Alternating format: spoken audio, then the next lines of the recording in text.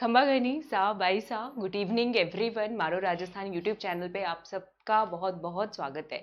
तो बहुत सारी रिकमेंडेशंस आ रही थी कि 30 डेज स्ट्रेटजी बनानी चाहिए एसीएफ एग्जाम के लिए। हम सबको पता है 30 दिन बच गए हैं, 30 से भी थोड़े से कम दिन बचे हैं। ठीक है, तो वो स्ट्रेटजी मैंने थोड़ा सा कोशिश की है कि जो लास्ट के एक महीने में ये एसीएफ के लिए ही नहीं बल्कि हर एग्जाम में ऐसे ही तैयारी की जाती है। ठीक है, तो मेरे बारे में आप सब जानते हैं, मैं doctor Taruna Sharma Unacademy plus में लाइव क्लासेस लेती हूँ आरएएस और एसीएफ एग्जाम की। आप में से जिन स्टूडेंट्स को लगता है कि हमें एनवायरमेंट ऑप्शनल थोड़ा और तैयार करना है या पेपर 1 की तैयारी करनी है, जीके की मेरे पास कॉल्स आ रही है, बच्चे एक एक महीने का सब्सक्रिप्शन ले रहे हैं, इंग्लिश की तैयारी करनी है, तो ये मेरे कोर्सेज हैं एसीएफ के लिए। पेपर 1, पेपर 2 एनवायरमेंट ऑप्शनल आप ज्वाइन कर सकते हैं, एक महीने का सब्सक्रिप्शन। और उसके लिए आप सब बच्चे मेरा रेफरल कोड जो है आरएएस क्रैकर यूज कर सकते हैं, आपको उसमें 10% डिस्काउंट जो है मिल जाएगा। बाकी आरएएस के बैचेस तो चलते हैं, इंग्लिश मीडियम, हिंदी मीडियम, तो इसमें आप 2 साल का सब्सक्रिप्शन ले सकते हैं। ठीक है, बैचेस अभी स्टार्ट हुए हैं तो आप ज्वाइन कर सकते हैं। आपको कोई डाउट है मेरे फेसबुक पेज पे आरएएस क्रैकर पे मुझे फॉलो कर सकते हैं ताकि आपको लेटेस्ट नोटिफिकेशन मिलती रहे। मेरी जो भी स्पेशल क्लासेस होती है अनअकैडमी लर्निंग ऐप पे या फिर यूट्यूब के सेशंस आते हैं या कोई प्लस क्लास होती है, वो सारा आपको मिल जाएगा। और फिर भी आपको लगता है आपके मन में कोई डाउट है तो मुझसे मेरे फोन नंबर पे आप कांटेक्ट कर सकते हैं। ये मेरा फोन नंबर है, रेफरल कोड याद रखिएगा आरएएस क्रैकर। ठीक है, चले अब हम सब बात करते हैं स्ट्रेटजी वीडियो की, हमें करना क्या है। देखो, जो सबसे पहला पॉइंट मैं आप सबको कहूंगी, सबसे पहला पॉइंट है कि इस टाइम पे अपने ऊपर विश्वास रखना बहुत ज्यादा जरूरी है। ठीक है, विश्वास रखो कि जितनी आपने पढ़ाई की है उसमें से क्वेश्चन आएंगे। अभी सबको डाउट हो रहा है, मेरे पास जो क्वेरीज आ रही है, मैम इतना तो पढ़ लिया, बाहर से तो नहीं आ जाएगा। अब बाहर वाले को छोड़ दो, भूल जाओ, जितना आपने पढ़ा है उसके ऊपर सबसे पहले यकीन रखो, अपने खुद के ऊपर। दूसरा, आपके मन में कोई भी संशय या कोई भी बोझ लेकर चल रहे हो आप, बैगेजेस मतलब कोई ऐसा बोझ जो आप सब लेकर चल रहे हो कि उसने तो इतने टाइम पढ़ाई कर ली, मैंने नहीं करी, अब मेरे पास एक ही महीना है, भूल जाओ, सारी दीन दुनिया को आप लोग भूल जाओ, दूसरों को देख के परेशान होना छोड़ दो। ठीक है, दूसरों को देख के परेशान, अब अपने ऊपर फोकस करो कि मेरे पास एक महीना है, उसमें अगर मैंने पहले 40-50% तैयारी की है तो अभी मैं 20% और तैयारी कर सकता हूँ, मेरी 70% तैयारी हो जाएगी और मुझे पेपर दे के आना है। दैट्स इट, बस अपने आप को बहुत ज्यादा रिलैक्स रखो और वो सारी चीजें आप छोड़ दो। अब 3 सिनेरियो हैं। अब महीने में जो पढ़ाई होती है वो घंटों के हिसाब से पढ़ाई की जाती है। किस हिसाब से हम सब तैयारी करते हैं? घंटों के हिसाब से। अगर आप में से जो स्टूडेंट्स 12 घंटे एक दिन में पढ़ रहे हैं, कितने घंटे? 12 घंटे एक दिन में अगर आप लोग पढ़ रहे हैं तो आपके पास टोटल अगर मैं मानूं तो 360 घंटे हुए 30 दिन के। अगर आप 10 घंटे एक दिन के पढ़ रहे हैं तो 300 घंटे हुए, और अगर आप 8 घंटे पढ़ रहे हैं तो 240 घंटे हुए। अब 6 घंटे बहुत कम टाइम हो जाएगा तो मैंने 6 घंटे लिखा ही नहीं है। आइडियली जो है अभी पेपर का जब टाइम आ जाता है 10 से 12 घंटे अपने आप को स्ट्रेच कर लेना चाहिए, इतना तैयार हो जाना चाहिए। ठीक है, तो इतनी तैयारी आप लोग करेंगे ऐसा मैं मान करके चल रही हूं। ठीक है, अब इसमें करना क्या होता है? कॉमन तरीका है। इसके अंदर स्टार्टिंग के 20 दिनों में हमें 70% टाइम, मान लो अगर आप 10 घंटे पढ़ रहे हो बच्चों, ठीक है, 10 घंटे आप पढ़ रहे हो, 10 में से 7 घंटे आपको अपने रिवीजन पे देने हैं जितना आपने टॉपिक प्रिपेयर किया है, और 3 घंटे आप अभी भी दे सकते हो नया पढ़ने पे। कई बार क्वेश्चन जो तुरंत पढ़ा होता है ना वहां से आ जाते हैं, तो नया कोई टॉपिक प्रिपेयर करना चाहे तो 3 घंटे आप उसमें इन्वेस्ट कर सकते हो। वो इन्वेस्टमेंट कैसे होगा? वो स्मार्ट स्ट्रेटेजी से होगा। अब किताबें खंगालने का टाइम नहीं है आप लोगों के पास, आप अनअकैडमी प्लस ज्वाइन कर सकते हो। अगर जीके पेपर 1, क्योंकि बच्चों के फोन आ रहे हैं, डेली स्टूडेंट्स एक महीने का सब्सक्रिप्शन अभी ले रहे हैं मेरे से, ठीक है, तो आप उसको वो देख सकते हैं कि एक महीने में मैं रिकॉर्डिंग सुनूं और तैयार करूं और मेरे 5-10, 8-10 क्वेश्चन वहां से ठीक हो जाए, तो ऐसा आप कर सकते हैं। ठीक है, अब जो है डेली आप एक पेपर प्रैक्टिस कर सकते हैं, डेली एक पेपर। ये 70% रिवीजन में मैं कौन सी रिवीजन काउंट कर रही हूं? इसके अंदर आप 3 से 5 घंटे, ठीक है, एक प्रैक्टिस पेपर करने पे कर सकते हैं। मतलब कि एक दिन आपने पेपर 1 का मॉक टेस्ट दे दिया,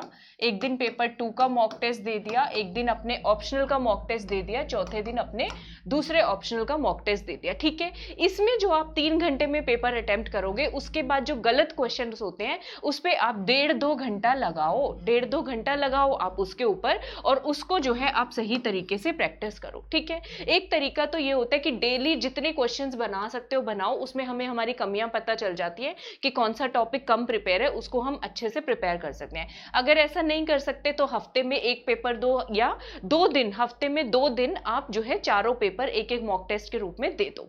ठीक है, अनअकैडमी प्लस पे चल रही है मॉक टेस्ट, आप दे सकते हैं। ठीक है, दूसरा मैं ये कहूंगी रिवीजन के लिए अब नया सोर्स, नई किताबें मत खंगालो। जो आप ये 70% आपके रिवीजन का हिस्सा है, जितना पढ़ा है उसी के ऊपर आपको टाइम देना है। ठीक है, उसी के ऊपर टाइम देना है। तो ये तो मैंने आपका घंटों का डिस्ट्रीब्यूशन कर दिया। शुरुआती 20 दिनों में अभी भी आपके पास स्कोप है कि 3 घंटे, 2-3 घंटे आप नए टॉपिक्स जो आपके रह गए हैं वो आप प्रिपेयर कर सकते हो। मॉक टेस्ट डेली का सूट करता है, डेली कर लो, नहीं तो हफ्ते में 2 दिन मॉक टेस्ट के लिए मैं कहूंगी जरूर निकालो। जो क्वेश्चन ठीक है वो बड़ी अच्छी बात है, जो गलत है उनको अच्छे से याद कर लो। ठीक है, ये चीज हो गई। उसके बाद ठीक है, नए टॉपिक में स्मार्ट स्ट्रेटेजी मैंने बता दिया, प्लस को ज्वाइन करोगे आपका हो जाएगा। अभी मैंने बात की है कितने घंटे करने हैं। अब हम आ जाते हैं अपने सब्जेक्ट के ऊपर, विषय के ऊपर। ठीक है, कि कितने विषय जो है कैसे प्रिपेयर करें।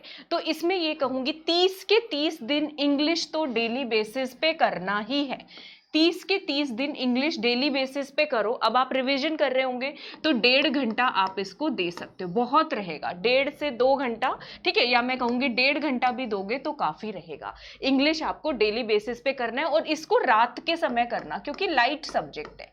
ठीक है, इसको दिन में करने की जरूरत नहीं है। सुबह सुबह अपने मुश्किल निकालो, पेपर 1, पेपर 2, पेपर 1 यानी कि जीके ऑप्शनल निकालो। इंग्लिश को रात को जब थोड़ी सी थकावट, थोड़ी सी नींद आ रही होती है, उस टाइम इसके क्वेश्चंस बना लिए, रूल्स रिवाइज कर लिए, या फिर सिनोनिम एंटोनिम रिवाइज कर लिए, तो ये 1.5-2 घंटा आप इसके ऊपर दो, और ये डेली चलेगा। ये तो 30 के 30 दिन चलने वाला है। ठीक है, इसमें कोई भी आप डाउट मत रखो कि शुरुआत के 20 दिनों में मैं कर लूंगा और लास्ट के 10 दिन में इसको रिवाइज करूंगा। उसके बाद अब शुरुआत के 20 दिनों में आप क्या कर सकते हो, बाकी सारे 1.5 घंटा निकल गया, 10 में से कितने घंटे बच गए, 8.5 घंटे आप लोगों के पास बच गए।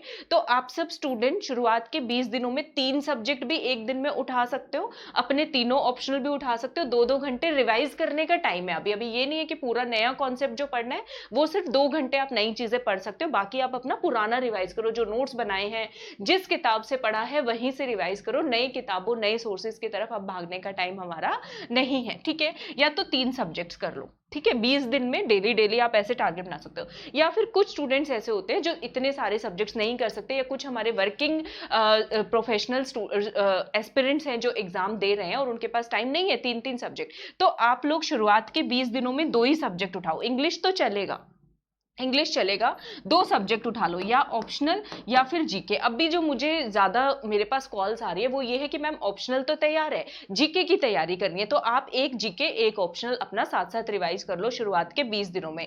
लास्ट के 10 दिन में आप अपना एक सब्जेक्ट वो रिवाइज कर लेना जो आपका बच गया, और बाकी सारा टाइम जो आपने इन 20 दिनों में पढ़ा है इंग्लिश समेत, वो आपको दोबारा से रिवाइज करना है। मेरी बात समझ में आ रही है आप सबको? 20 के 20 दिन आप 3 सब्जेक्ट रिवाइज करो, इंग्लिश साथ साथ चलेगा। आखिरी के 10 दिनों में इन टॉपिक्स को रिवाइज करोगे जो आपने पढ़ा है। इसमें जो टेस्ट पेपर दिया है उसकी रिवीजन भी करनी है, जो क्वेश्चन गलत हुए हैं वो दोबारा से आपको रिवाइज करके जाने। ठीक है, या फिर आप 2 सब्जेक्ट उठाते हो शुरू के 20 दिन में, तो एक सब्जेक्ट लास्ट के 10 दिन में नया उठेगा, और बाकी के जो टाइम बचेगा 10 दिन में, वो जो ये 2 सब्जेक्ट्स और इंग्लिश पढ़ने में लगाया है उसी को आपको रिवाइज करना है। अभी यही कर सकते हो आप, बेस्ट जो है इस टाइम में, और रिलैक्स रहो, कूल रहो। ठीक है, लास्ट के 10 दिन जब आ जाए, तो जो मैंने पहले कहा था कि 3 घंटे आप नया टॉपिक पढ़ सकते हैं, हम लोग 2 घंटे नया टॉपिक पढ़ सकते हैं, अब वैसा नहीं करना।